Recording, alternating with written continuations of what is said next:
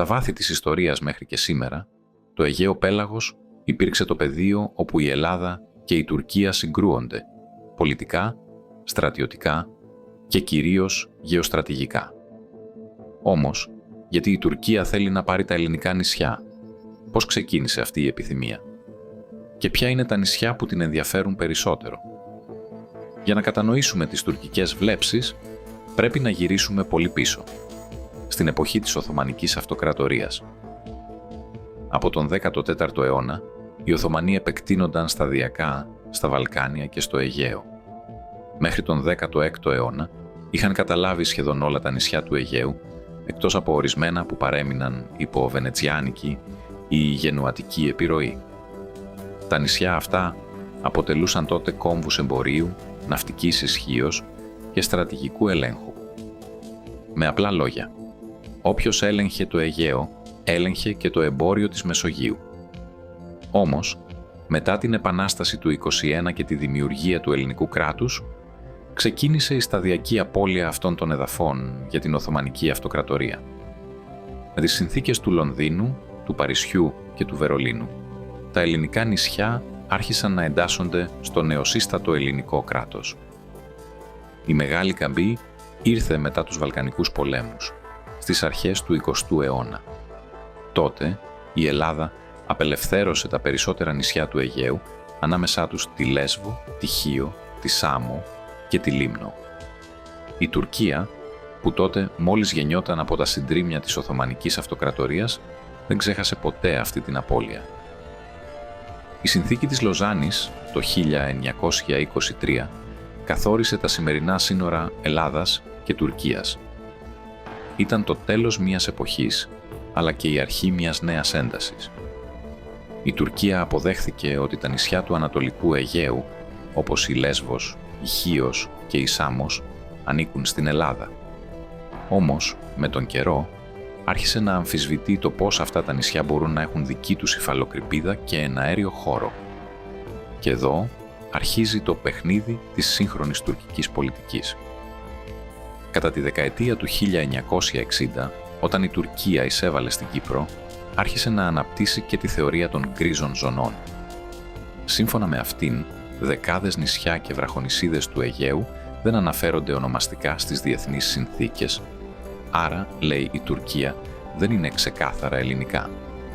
Ένα από τα πιο γνωστά περιστατικά αυτής της θεωρίας ήταν η κρίση των Ιμίων στα τέλη του 1995.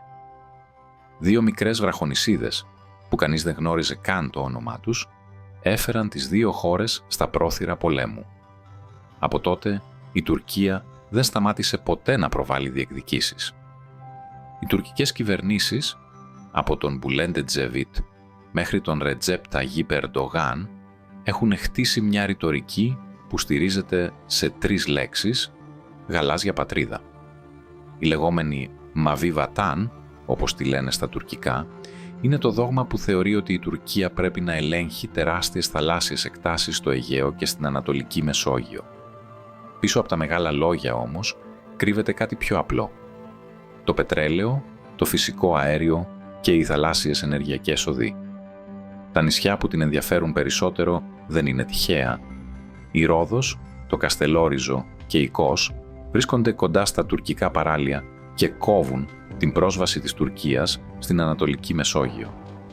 Η Λέσβος, η Χίος και η Σάμος, με την ελληνική κυριαρχία, κάνουν το Αιγαίο μια ελληνική λίμνη. Αυτό είναι κάτι που η Άγκυρα δεν μπορεί να αποδεχθεί εύκολα, γι' αυτό και προσπαθεί με κάθε τρόπο να το αμφισβητήσει, είτε με πολεμικά αεροσκάφη, είτε με ρητορικές απειλές, είτε με διπλωματικές κινήσεις. Υπάρχουν, ωστόσο, και λιγότερο γνωστές λεπτομέρειες. Για παράδειγμα, ήδη από τη δεκαετία του 1930, η Τουρκία είχε ζητήσει ανεπίσημα από την Ιταλία, που τότε κατήχε τα Δωδεκάνησα, να της παραχωρήσει τη Ρόδο και το Καστελόριζο, πριν καν αυτά επιστρέψουν στην Ελλάδα μετά τον Β' Παγκόσμιο Πόλεμο. Επίσης, στα τουρκικά σχολικά βιβλία, πολλά νησιά του Αιγαίου απεικονίζονται με γκρίζο χρώμα ή ακόμα και ως τουρκικά, διαμορφώνοντας γενιές πολιτών που πιστεύουν ότι η Ελλάδα πήρε κάτι που δεν της ανήκει. Σήμερα οι εντάσεις συνεχίζονται. Η Τουρκία αμφισβητεί τα ελληνικά χωρικά ύδατα, τον εναέριο χώρο και το δικαίωμα επέκτασής τους στα 12 ναυτικά μίλια. Από την άλλη, η Ελλάδα στηρίζεται στο διεθνές δίκαιο, στη συνθήκη της Λοζάνης και στη δική της ιστορική παρουσία στο Αιγαίο εδώ και χιλιάδες χρόνια.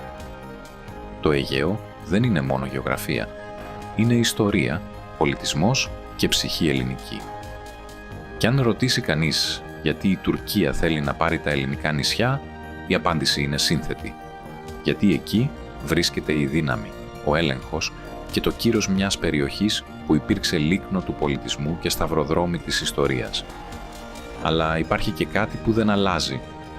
Όσο και αν το προσπαθήσουν, τα νησιά αυτά έχουν ελληνική καρδιά. Και αυτή η καρδιά χτυπάει δυνατά εδώ και χιλιάδες χρόνια. Από την Ικαρία ως την Κρήτη και από τη Λέσβο ως το Καστελόριζο. Ελπίζουμε να απολαύσατε αυτό το ιστορικό ταξίδι και να μάθατε κάτι νέο. Αν σας άρεσε το βίντεο, μην ξεχάσετε να κάνετε εγγραφή και να αφήσετε ένα σχόλιο